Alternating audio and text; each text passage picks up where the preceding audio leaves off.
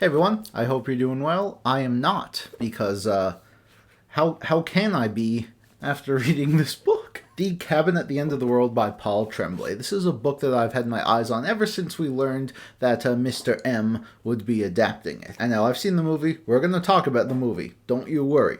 But first we're going to focus here. Cabin at the End of the World follows Eric and Andrew, a couple, and their adopted daughter, Wen. And they're on vacation. They're chilling in a cabin in the middle of the woods, in the middle of nowhere. Yes, they're having a swell old time, but things quickly take a turn when they are visited by four strangers, who break into their cabin, tie them up, and present them with a choice. You see, these four believe that the apocalypse is nigh, and the only way to stop said apocalypse is for Eric, Andrew, and Wen to together choose one of them to sacrifice. And this will stop the apocalypse, according to these seemingly crazy people. And what follows is a pretty insane thrill ride. It's a pretty short book, and it's mostly just a single location. And I think Tremblay does a fantastic job really setting things up, letting the suspense build. The home invasion stuff, especially when you're in the middle of nowhere, is something that, most people are afraid of. So it's really easy to set up a really engaging and suspenseful premise. And he takes it a step further by presenting these, quote-unquote villains who are very, very unpredictable, and it's really hard to grasp what their motives are. Yes, they say that there was an apocalypse coming,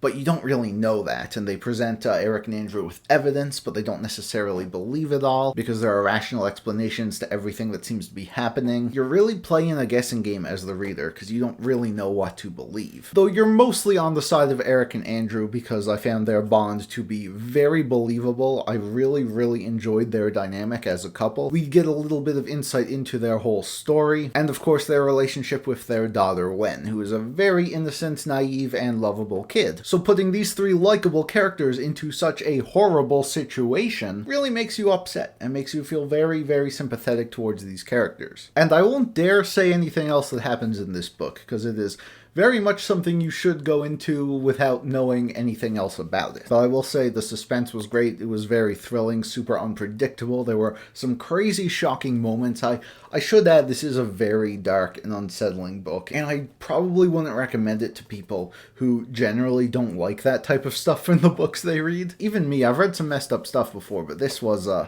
Now, if you know anything about this book, it might be that it is extremely polarizing, and after reading it, I can see why, and it pretty much all boils down to the ending. This is not an ending that a lot of people would expect or hope for, and it's definitely an ending I can see a lot of people hating, and I kind of understand it.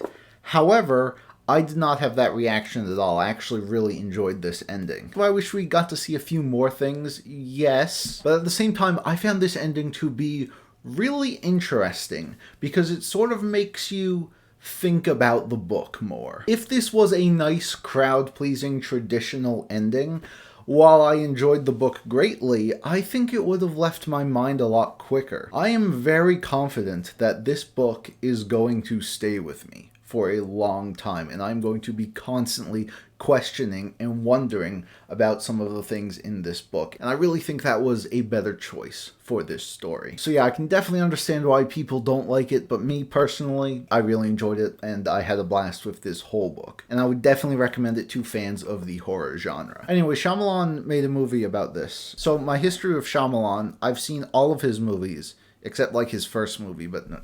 And let me tell you, this man has made 3 good movies. Signs is kind of stupid. I don't know. I still like it near. So going into this new movie, which is retitled Knock at the Cabin, which I preferred the book's title, I was very skeptical because I did not think he could pull it off. And to my shock, he kind of actually did.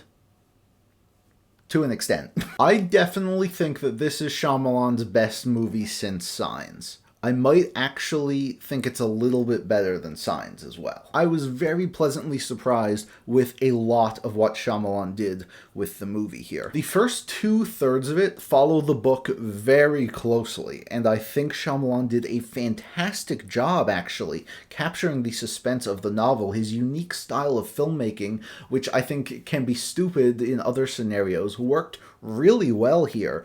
And I think one of like the weakest aspects of most of his movies is the acting. I thought the actors were great. You had Jonathan Groff as Eric and the other guy playing Andrew. I like really bought their connection and thought they did a fantastic job. The Invaders as well. Dave Bautista, of course, stole the show. That guy is turning out to be a really strong actor who can pull off a multitude of different roles. And Rupert Grint, it was really nice seeing him again. He had a really memorable role and great performance as well. And when it comes to adapting this book, I was enjoying it immensely. There were a few changes here or there, but overall, I'm thinking he really got the source material. He's really nailing the tension and suspense here.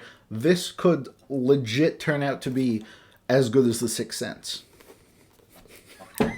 I knew I shouldn't have gotten cocky. Because the final third of this movie... So I finished this book like right before seeing the movie, and like my first thought after that ending was like, there's no way. There's no way Shyamalan is going to do this. He's too much of a pussy. He won't do it. He didn't.